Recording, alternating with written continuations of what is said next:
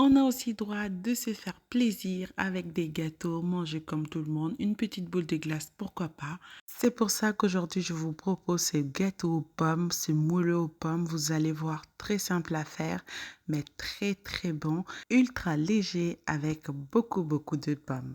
Bonjour chers amis, j'espère que vous allez bien et bienvenue sur ma chaîne. Si vous n'êtes pas encore abonné, je vous invite à vous abonner, à activer la cloche de notification, à partager la recette s'il vous plaît. Vous allez voir ici, on partage que du bon. Donc pour commencer la recette d'aujourd'hui, j'avais besoin des 4 belles pommes que j'ai épluchées. Une fois épluchées, comme mes pommes, elles étaient grosses, j'ai épluché, j'ai enlevé le milieu et ensuite je l'ai coupé en trois. D'abord en rondelles, puis je vais le couper en trois parce que les pommes, elles étaient grosses. Mais si vous avez des petites pommes, vous pouvez les couper en deux, puis couper des fines tranches. Ensuite, je vais les mettre dans un saladier. Et je vais rajouter le jus d'un citron pour éviter que les pommes ne noircissent.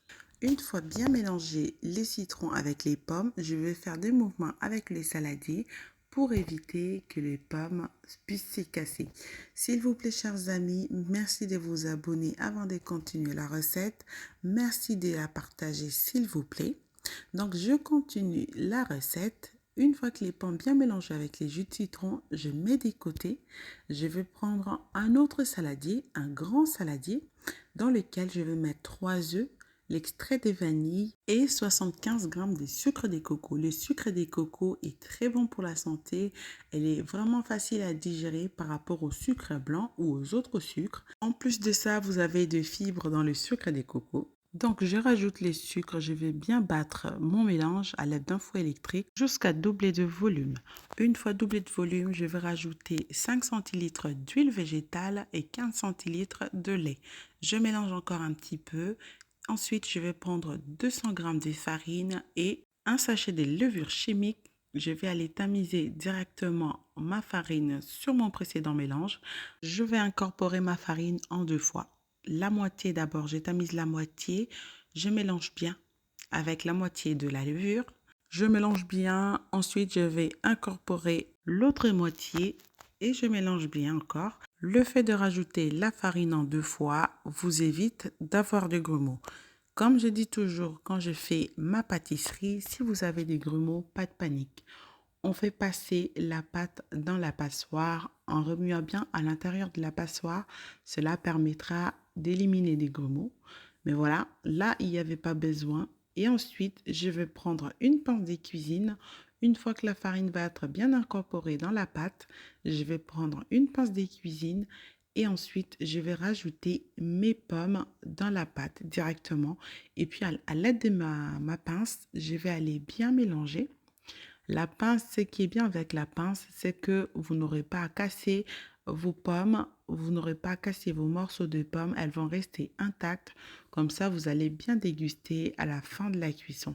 Donc, une fois que c'est fait, je vais aller prendre un moule.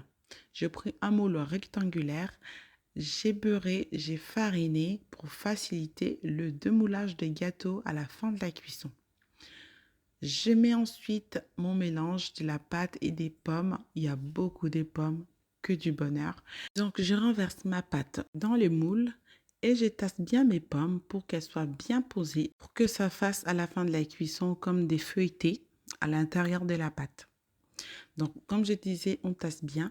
À ce niveau, si vous avez des amandes effilées, vous pouvez rajouter. Je regarde dans mon placard, j'en avais plus. Bah, du coup, j'ai cuit juste comme ça, sans mettre les amandes effilées dessus. Ou vous pouvez, pour avoir un peu plus de caramélisation, vous pouvez rajouter un petit peu de sucre des cannes par-dessus pour donner un peu plus de goût caramélisé au-dessus de votre gâteau aux pommes. Donc voilà. Ensuite, j'ai enfourné à 180 degrés, chaleur tournante pendant 45 minutes. Donc le temps, ça dépend aussi de votre four, mais vous piquez le gâteau une fois que le couteau va ressortir sec. Et si vous sentez que vos pommes sont tendres à l'intérieur de votre gâteau, c'est que votre gâteau est prêt. Donc voilà, je laissais juste tiédir un petit peu, ça donnait trop envie. Bah, du coup, je n'ai pas résisté. Je coupe un petit bout et j'ai servi avec de la glace de coco. Je vous promets que c'était délicieusement bon. Donc voilà, vous pouvez faire comme moi, servir avec une boule de glace de votre choix ou vous pouvez tout simplement attendre que ça puisse bien refroidir pour le manger juste comme ça. Regardez-moi les pommes qu'il y a à l'intérieur. Il y a très peu de sucre, juste le minimum qu'il faut pour se faire plaisir. Voilà, voilà, chers amis, voilà, comme je vous disais, j'ai servi avec une boule de glace.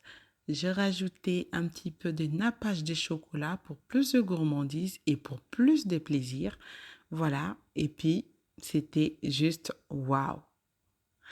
Voilà, j'espère que la recette d'aujourd'hui vous plaira. Merci à vous de faire partie de mon aventure culinaire.